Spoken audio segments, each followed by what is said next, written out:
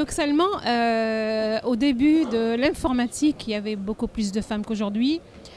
Dans les années, on va dire, 70, voire 80, où les femmes étaient attirées par l'informatique. On a eu des femmes chez IBM, chez les constructeurs, chez HP. Donc, il y a eu quand même pas mal de femmes dans l'informatique.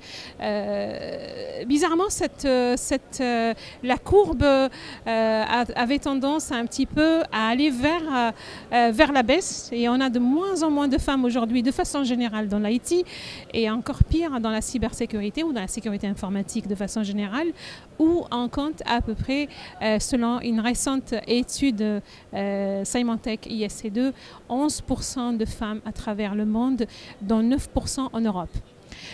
Le problème vient de plusieurs, on va dire plusieurs sources. Déjà au niveau de la cybersécurité, ce qu'on voit, on voit le côté geek de l'histoire.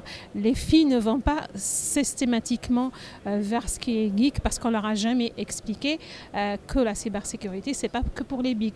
C'est geek, c'est le stéréotype du jeune homme qui Coca Pizza derrière ses 3 PC. Voilà.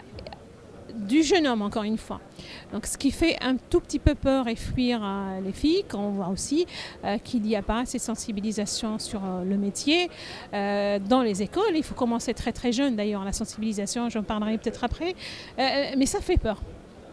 On voit le côté métier geek, le métier hacker de la cybersécurité. Deuxième point qui est très très important, c'est qu'une fois la fille a franchi le pas de dire quand bien même c'est un métier d'homme, c'est un métier de geek, c'est un métier de hacker, j'y vais, elle est souvent mal reçue.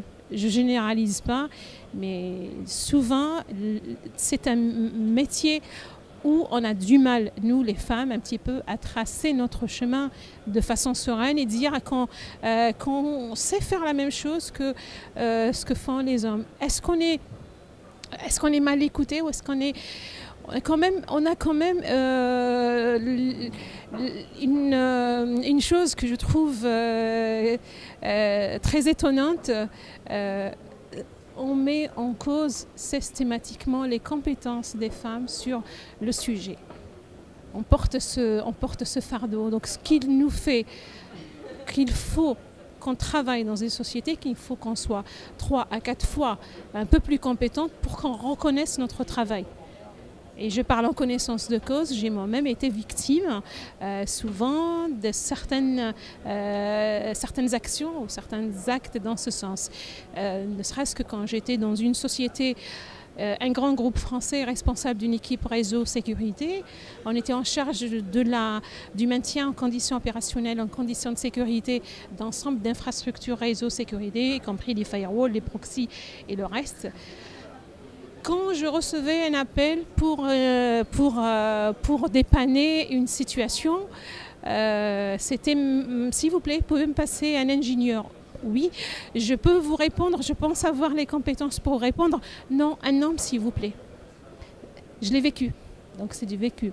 Donc quelque part, oui, il y a 2 axes qui sont importants pour répondre à ta question. Oui, initialement, les femmes n'y vont pas. On voit que le métier n'est pas fait pour eux, c'est un métier de geek. Mais quand elles franchissent le pas et qu'elle arrive en entreprise, elle est très peu considérée. Je ne généralise pas encore une fois, mais c'est souvent le cas. Plusieurs actions en fait, qui sont menées aujourd'hui dans le CEF6. J'aimerais d'abord revenir sur les objectifs du CEF6. Plusieurs objectifs, dont 2 qui sont les principaux, qui sont vraiment la base de la fondation de cette association. Le premier, c'est plutôt professionnel, sur un aspect professionnel, promouvoir la présence, le leadership de la femme. Aujourd'hui, on a un déficit en expertise, on a un déficit en experts en sécurité informatique. La diversité va apporter toute une richesse dans ce métier, notamment les femmes. Les femmes aujourd'hui On pourrait même avoir la vision, on pourrait avoir une vision différente, une sensibilité différente. C'est dans l'ADN de la femme, la notion de protection. Et donc l'idée, c'est d'abord répondre à un besoin de main-d'œuvre et ensuite donner un peu plus confiance aux femmes qui aujourd'hui ont peur d'aller vers cette filière. Et là, nos actions pour ce premier point, c'est on intervient dans les écoles, dans les collèges, dans les lycées. Dès le lycée, on explique aux filles, c'est pas un métier de geek, vous pouvez venir, c'est un métier intéressant et il y a un avenir. Et vous avez votre mot à dire et vous avez votre sensibilité à apporter à ce métier. Le second objectif, c'est plus un objectif que je considère moi comme action citoyenne, c'est la sensibilisation du grand public à la sécurité de l'usage du numérique. Depuis quelques années, je le faisais à titre personnel. Aujourd'hui, c'est dans le cadre d'une association où on est nombreuses. L'association compte à peu près quelques 150 femmes et hommes qui nous aident, qui travaillent avec nous sur le sujet.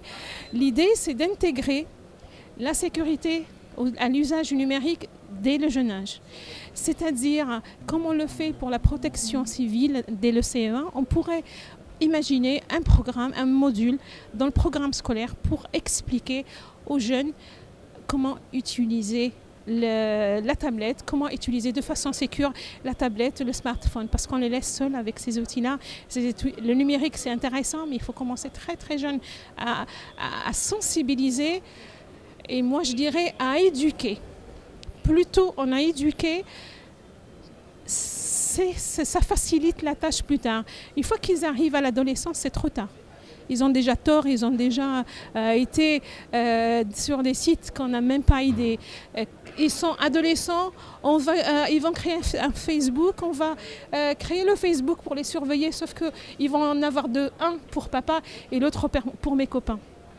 Pour papa, maman et l'autre pour les copains. Donc généralement, parce qu'ils ne sont pas dès le départ. Donc si on veut avoir des générations dans un monde sécure, dans un monde, comme le dit M. Poupard, où la cyberpaix règne, il faut commencer par l'éducation très très jeune. Donc les deux axes principaux du CEFSI, c'est ça, hein.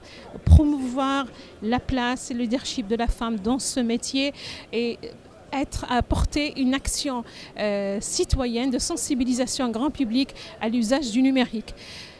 C'est intéressant parce qu'à travers ces actions, on a d'autres sous-actions qui arrivent, notamment le mentorat. Donc on coach des femmes et même des hommes à venir vers ce métier, à trouver leur chemin.